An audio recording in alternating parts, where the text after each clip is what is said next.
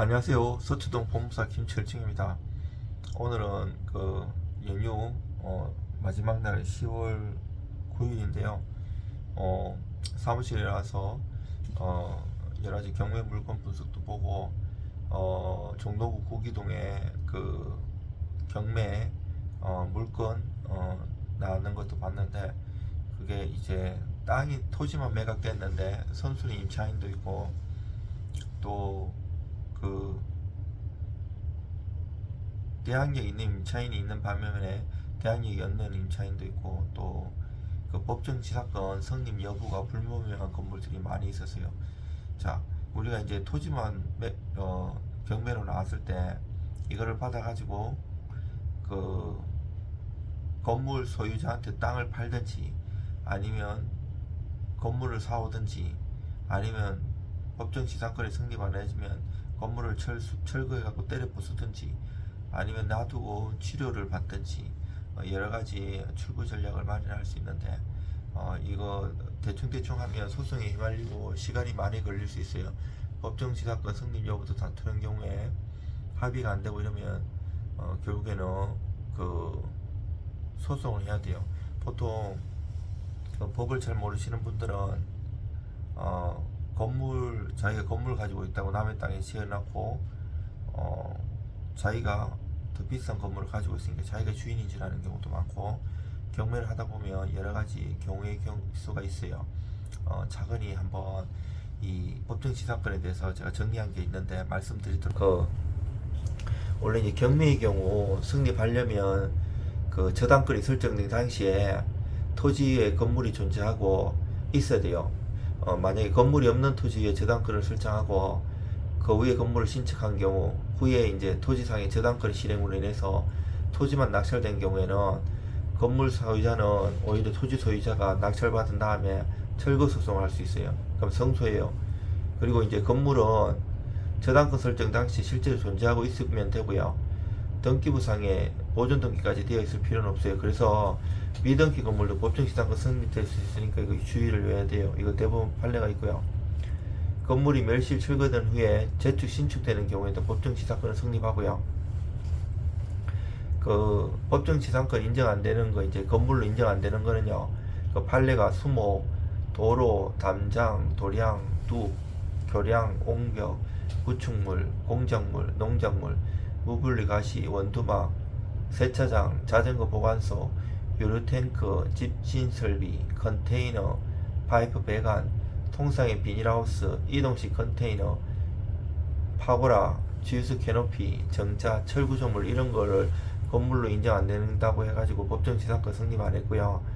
또 판례가 법정지상권이 성립하는 건물로 인정되는 경우는요, 정화조, 지하 1, 2층에서 지상 1층까지 골조, 기둥, 천장, 슬라브 공사가 완료된 경우, 그리고 가건물, 기둥, 지붕, 주벽이 있고 사무실, 방으로 사용되는 경우, 고정식 견고한 비닐하우스 주거용, 고정식 컨테이너, 군사시설물, 모가건물, 지하층 건축 중 상태. 예를 들면 이제 토지나 건물 중 어느 한쪽만 경매가 진행되어 토지와 건물의 소유자가 달라지는 경우에 건물 소유자를 위해서 성립되는 권리고요. 또 두 번째 요건은 저당권이 성립된 당시에 토지와 건물이 동일한 소유자에 속하고 있어야 돼요. 그리고 토지와 건물이 어느 한쪽에 저당권이 설정되거나 양자위에 저당권이 설정되어야 하고요. 경매로 인하여 소유자가 달라져야 돼요. 경매 받으러 가면 대부분은 많은 경우에 70% 이상은 토지와 건물의 소유자가 일치하는 경우에요. 상식적으로 생각해봐도 남의 땅에다 건물 짓는 경우는 드물겠죠.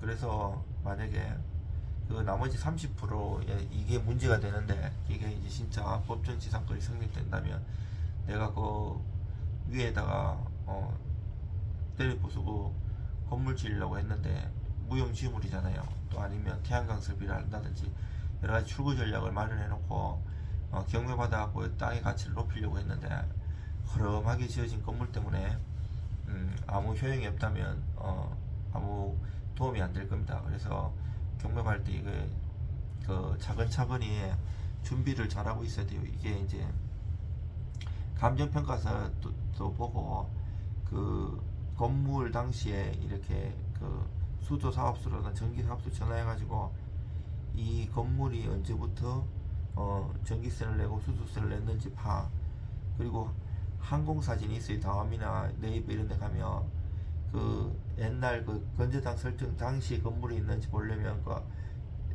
그 연도마다 항공사진을 보면 볼 수가 있어요.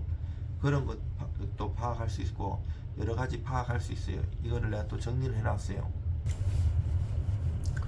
그리고 이제 경매에서 법정지상권 해결하는 방법은 토지 소유자가 법정지상권이 성립하지 않음을 이유로 철거 소송하고요. 아니면 해당 시설이 구축물이나 공작물에 해당하여 건물이 아님을 주장하고요. 사진자료나 기타 서류 등을 통해서 저당권이 설정될 당시에 토지에 건물이 존재하고 있음을 증명하면 되고요. 사진자료는 다음 네이버, 구글맵을 활용하고요. 서류는 감정평가서, 건축허가서, 착공신고서의 사진자료를 확보하는데 관공서에는 정보청구 요청서에 의해서 확보가 가능하고요. 요걸 써갖고 정보청구 요청을 해야지 해줘요.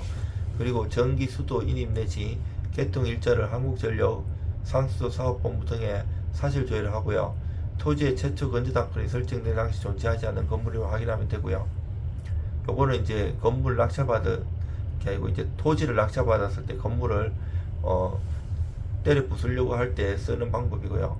저당권이 설정된 당시에 토지와 건물이 동일한 소유자에게 아님을 증명하고요. 당사자가 건물 철거 특약이 있음을 증명해야 되고요. 지료를 2기 이상 연체했음을 증명해야 되고요. 법정지상권의 존속기간이 경과했음을 증명해야 되고요. 토지 소유자가 법정지상권자로부터 건물을 매수하고요. 지상의 등기 건물일 경우 매매를 통해 매수하고요.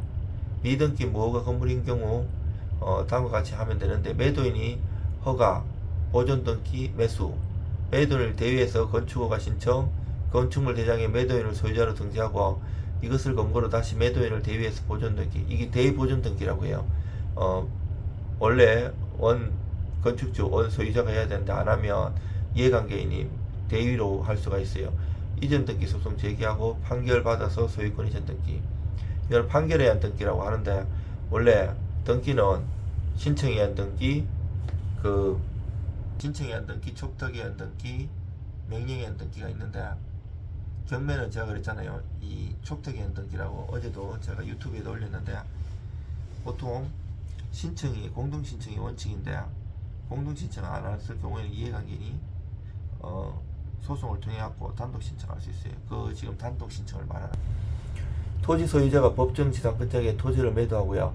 법정지상권자로부터 지료를 받아 당분간 수익을 확보할 수 있어요. 그리고 나대지상의 건재당권이 설정된 후 건물이 신축되고 토지만 경매 신청된 경우에는 건물 소유자는 낙찰자인 토지 소유에게 법정지상권을 주장할 수 없고요. 토지의 건재당권이 설정될 당시에 지상의 건물이 존재해야 한다는 법정지상권 성립 요건 중에 하나를 갖추지 못했기 때문이고요. 건물의 임차인과 낙찰자와의 관계는 아무런 관계가 없고요. 왜냐하면 대법원 판결은 임차주택의 대지만을 낙찰받은 자는 주택임대차법 3조 2항 규정에 임차주택의 양수인에 해당하지 않는다고 했어요. 만약에 매매하는 경우에는 그대로 승계합니다. 그리고 토지 및 구건물의 건재당권이 설정된 후 소유자가 구건물을 멸시시키고 새로이 건물을 신축하였고 구건물과 토지에 설정된 건재당권이 경매 신청된 경우에는 건물 소유자는 토지의 낙찰자에게 법정지상권을 주장할 수 있고요. 최초 건재당권 설정 당시 지상에 건물이 있게 법정지상권이 성립된다는 게 대법원 판례예요. 또 법정지상권이 성립된 후 건물이 정개축되거나 신축된 경우 법정지상권의 효력은 상실되지 않고요. 법정지상의 효력이 미치는 범위는 구건물을 기준으로 해요. 대법원 판례가 있고요. 또 지료의 약정이 없고 건물 소유자가 지료를 2년 이상 지급하지 않은 경우에는 민법 366조 단서의 규정에 의해서 법정지상권의 경우 그 지료는 당사자의 협의나 법원에 의하여 결정하도록 하고 있는데요. 법정지상권에 관한 지료가 결정된 바 없다면 법정지상권자가 지료를 2년 이상 지급하지 않았다 하더라도 법정지상이 소멸되지 않는다는 것이 대법원 판례예요. 그리고 만약에 법정지상을 성립하지 않는 유치권을 성립하는지 법정지상권이 성립하지 않는다면 불법 건물로 철거 대상이고요.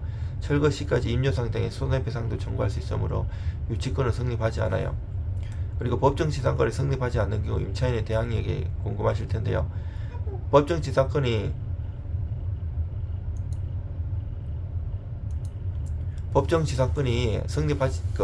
성립하지 않는 경우에는 건물은 철거 대상으로 임차인의 대항력이 인정되지 않아요.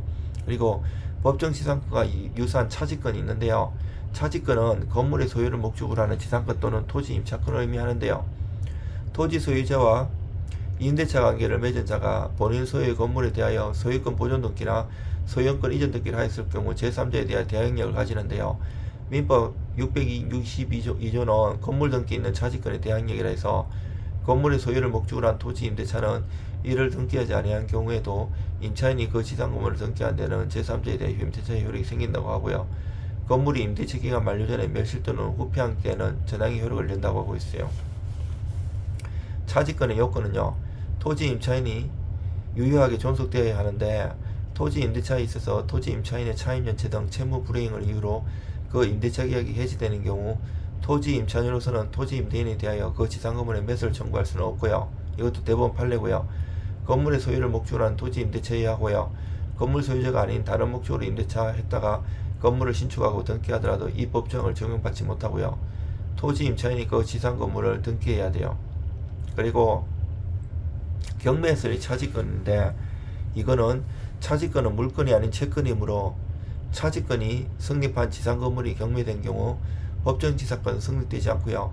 차지권도 승계가 되지 않으며 건물은 철거의 대상이 돼요. 이제 특수지상권들이 있는데 구분지상권이 있는데 이거는 지상권의 객체가 지하 또는 공중의 구분층을 말하는 거고요. 또 우리가 이제 분묘기지권 있잖아요. 타인의 토지에 분묘를 설치한 자가 그 분묘를 소유하기 위하여 분모의 기지 부분인 타인 소유 토지를 사용할 수 있는 권리고요.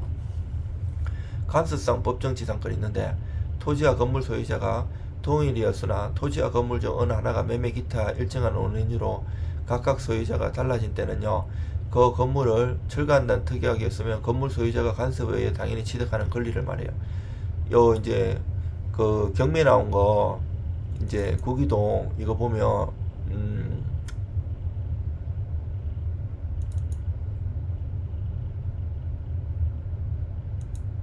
이것도 보면 11월 7일날 매각기일인데 이게 구기동 249번지예요. 이게 토지만 매각되고 대항해인 임차인도 있고 법정지상권 토지만 매각되고 매각제한만 존재하고요.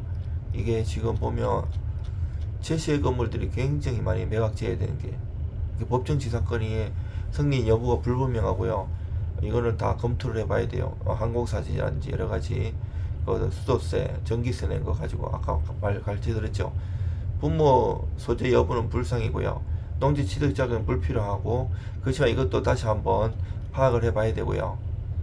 그 본권 부동산 지상에 제시의 건물 슬라브 단층주택 한 채, 컨테이너로 된 대형 냉장고 한 개, 비닐하우스 등 부속 건물 3개를 건너린 기아 건물 한 채가 들어서 있고요. 위 슬라브 주택은 주거용이고 기아 건물은 천신구 땅으로 사용 중이고요.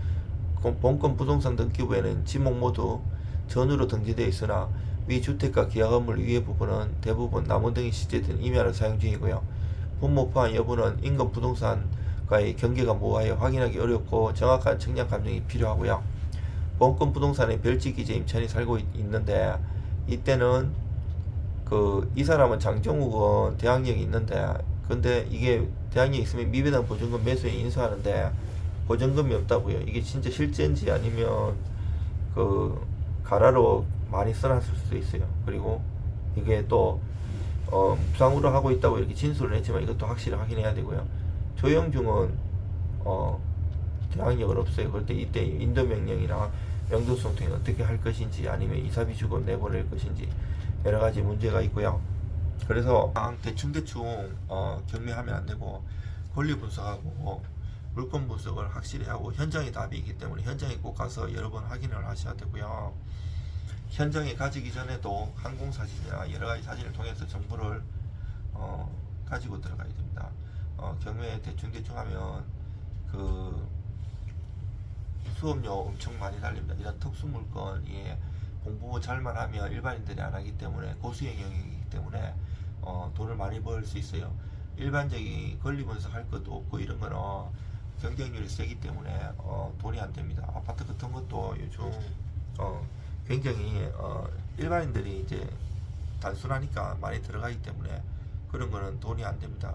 항상 경매 받는 것보다 중요한 게 잘 파는 거예요.